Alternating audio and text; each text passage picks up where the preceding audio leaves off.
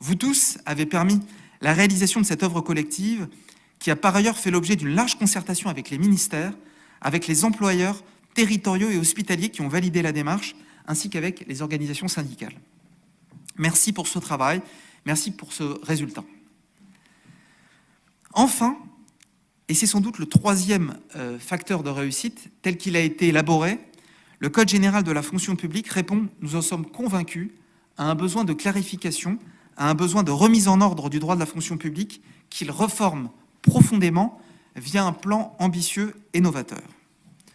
À rebours d'une précédente approche qui maintenait la juxtaposition des règles statutaires, des lois statutaires, il a adopté pour un plan thématique qui donne sa pleine utilité à l'exercice de codification.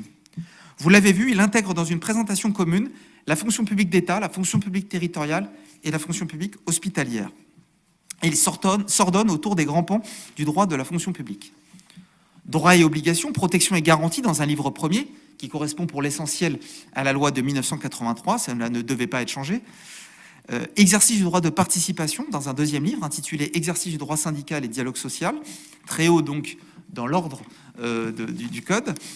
Déroulement des parcours professionnels dans un livre 3 intitulé Recrutement, un livre 4, Principes d'organisation et de gestion des ressources humaines, un livre 5 intitulé Carrière et parcours professionnels.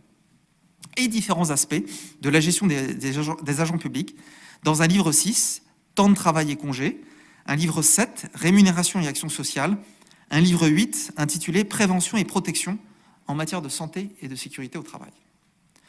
Pour la première fois, les agents publics, mais aussi leurs représentants, tous ceux qui ont à connaître du droit de la fonction publique, ont accès dans un document unique aux dispositions législatives en matière de fonction publique. Le Code fusionne les dispositions lorsqu'elles sont identiques et maintient les spécificités de chaque versant lorsqu'elles existent. Le Code rassemble les 4 lois statutaires historiques, mais également des dispositions plus récentes et certaines plus anciennes, par exemple l'article 65 de la loi du 22 avril 1905 sur le droit à communication du dossier. Ce code est construit selon une démarche opérationnelle, ce qui en fait un véritable outil RH tourné vers ses utilisateurs. Nous verrons à l'occasion des échanges de la deuxième table ronde si nos invités estiment a priori que ce code répond à cet objectif. Autre rapport, le code modernise la terminologie du droit de la fonction publique avec dans ses articles liminaires une définition de ce qu'est un fonctionnaire, un agent contractuel et un agent public. Alors, il y a une dimension symbolique, bien sûr. Le fait de parler d'agents contractuels et plus d'agents non titulaires permet de reconnaître ces agents à leur juste place, de les définir positivement et non pas simplement en contrepoint des fonctionnaires. Mais c'est aussi un enjeu de clarté juridique. Désormais, dans chaque disposition du Code, on saura à la première lecture à quel type d'agent cette disposition s'applique. Le Code comporte aussi une disposition plus complète que celle qui existait jusqu'à présent de clarification de son champ d'application, c'est l'article L6. Rappelons enfin que cette codification est réalisée à droit constant, c'est-à-dire qu'elle consacre l'équilibre actuel du droit de la fonction publique tel qu'issu de la loi de transformation de la fonction publique. D'un côté, le Code réaffirme donc les grands principes maintenus de notre fonction publique, la fonction publique de carrière, la situation statutaire et réglementaire des fonctionnaires, le terme même de statut général des fonctionnaires, un certain équilibre dans les droits et obligations des agents publics. De ce point de vue, le Code n'est pas un renversement des lois Le Pors.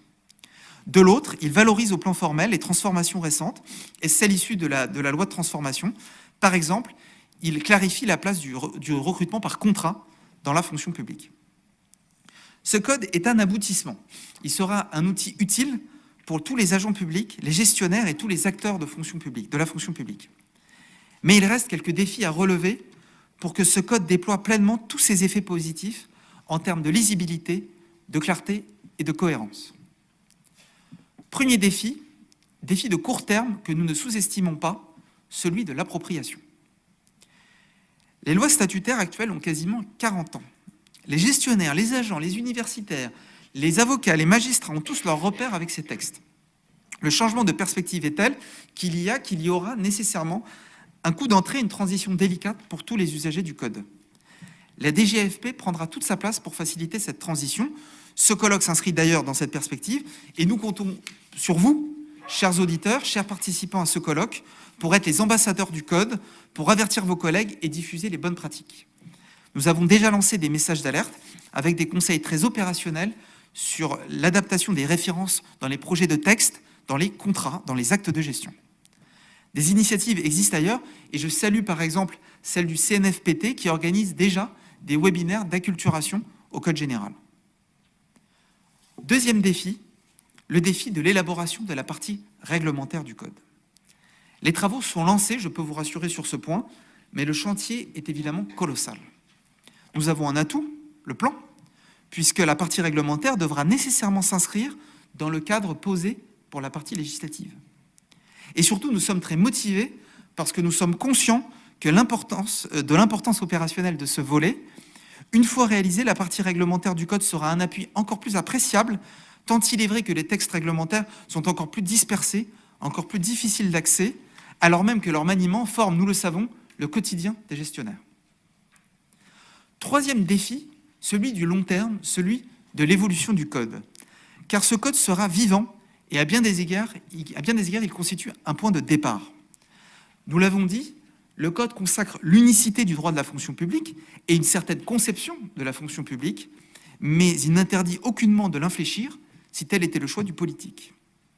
Ce n'est pas un outil voué à l'immobilité, mais il contribuera à ce que tous les changements décidés s'inscrivent dans un ensemble cohérent et soient décidés en toute connaissance de cause et en toute transparence. Très concrètement, toute modification sera replacée dans le cadre plus large du statut de la fonction publique. En tout cas, je peux vous garantir qu'il a été conçu comme se voulant accueillant, ouvert aux évolutions ultérieures, et il impliquera sans doute des échanges renforcés, un dialogue accru entre les directions et l'ensemble des employeurs publics, afin d'en préserver la cohérence sur le long terme. Ce Code vivra et prospérera à travers votre travail. Dès aujourd'hui, je vous invite à vous l'approprier.